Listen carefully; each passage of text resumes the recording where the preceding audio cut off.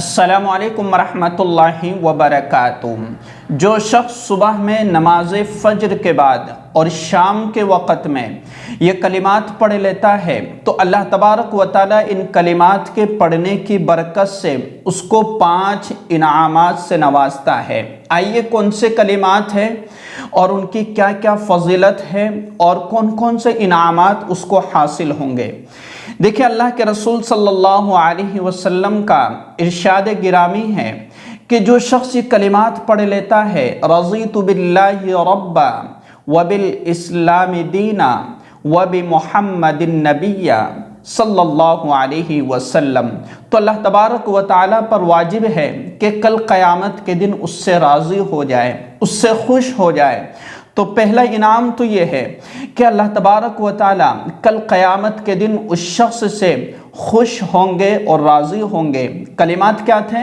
رضیت باللہ ربا، کہ میں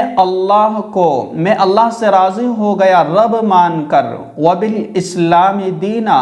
اور میں اسلام سے خوش ہوں، مذہب اسلام کو قبول کر کے، دین پر عمل کر کے، اور پھر رضیت باللہ ربا وبالاسلام دینا وبمحمد النبی، اور حضرت محمد الرسول اللہ صلی اللہ علیہ وسلم کو نبی مان کر میں خوش ہوں اور میں راضی ہوں۔ اور دوسری فضیلت کیا ہے؟ حدیث مبارکہ کے اندر آتا ہے کہ جو شخص ان کلمات کو پڑھ لیتا ہے، اللہ تبارک و تعالیٰ اس شخص کو جنت کے اندر داخل فرماویں گے۔ کتنے مختصر کلمات ہیں، لیکن فائدہ اور فضیلت اتنی اعلیٰ اور اتنی زبردست کہ ان کلمات کے پڑھنے سے اللہ تبارک و تعالیٰ اس کو کہاں ٹھکانہ عطا فرماویں گے؟ جنت کے اندر۔ اسی طریقے سے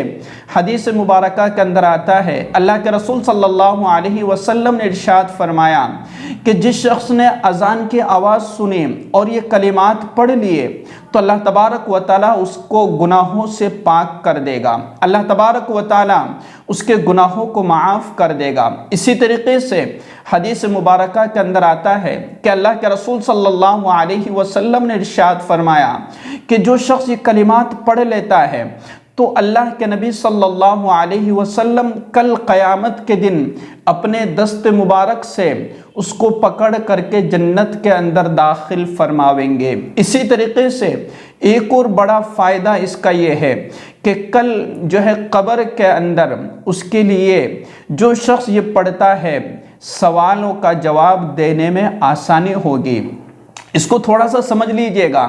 کہ جو شخص جو ہے اللہ کو رب مان کر راضی ہو گیا اور اسی طریقے سے اسلام کو دین مان کر راضی ہو گیا اور حضرت محمد الرسول اللہ صلی اللہ علیہ وسلم کو نبی مان کر جو شخص خوش اور راضی ہو گیا تو اس کے لیے قبر کے اندر سوالوں کا جواب دینا بھی آسان ہوگا۔ اس کو اور تھوڑا سا سمجھیے گا کہ ہم نے زبان سے تو پڑھ لیا کہ میں اللہ کو اپنا رب مانتا ہوں، خوش ہوں، راضی ہوں، لیکن اللہ تبارک و تعالیٰ کے بتلائے ہوئے جو ہے ارشادات پر عمل کرنا ضروری ہے۔ اسلام کی جو باتیں ہیں ان پر عمل کرنا بھی ضروری ہے کہ ہم دل کے ساتھ اور یقین کے ساتھ جو ہے اللہ کو رب ماننے کے ساتھ ساتھ اللہ کی بتلائی ہوئی باتوں پر، احکامات پر عمل کرنا بھی ضروری ہے، اسلام کی باتوں پر عمل کرنا ضروری ہے، نبی علیہ السلام کے ارشادات پر عمل کرنا بھی ضروری ہے۔ جب بندہ ان چیزوں پر عمل کرے گا تو گویا کہ اپنے قول اور فعل کے اندر یہ اتر آوے گا، تو کل قبر کے اندر اس کے لیے فرشتوں کے جو سوالات ہوں گے کہ من ربک، تیرا رب کون ہے، کہ جس نے اللہ کو اپنا رب مان لیا اور جس نے اللہ کے احکامات کی پابندی کی تو اس کے لیے جواب دینا آسان ہوگا کہ ربی اللہ، میرا رب اللہ ہے۔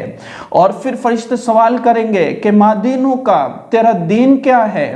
تو کہہ سکتا ہے کہ جس نے اپنے دین پر، اپنے مذہب پر، مذہب اسلام پر جس نے عمل کیا اور ساری باتوں کو اس نے اپنی زندگی کے اندر لانے کی کوشش کی تو یقیناً وہ جواب دے سکتا ہے کہ دین الاسلام، کہ میرا دین، میرا مذہب اسلام ہے۔ کہ من نبیوں کا، تیرا نبی کون ہے، تو جس نے نبی علیہ الصلوۃ والسلام کی سیرت سے صورت سے محبت کی ہوگی اور جس نے اللہ کے رسول صلی اللہ علیہ وسلم کے ارشادات پر عمل کیا ہوگا، یقیناً وہ کہہ سکتا ہے کہ میرا نبی حضرت محمد الرسول اللہ صلی اللہ علیہ وسلم ہے۔ تو کتنی خوبصورت کلمات ہے، کتنی خوبصورت جو ہے فضائل ہے ان چھوٹے سے کلمات کے پڑھنے کے۔ تو میرے عزیزوں، ان پر عمل کرنے کی کوشش کیجیے گا۔ صبح میں بھی ہم 3 مرتبہ یا 1 مرتبہ پڑھنے کا معمول بنائیں، اور شام کے وقت میں بھی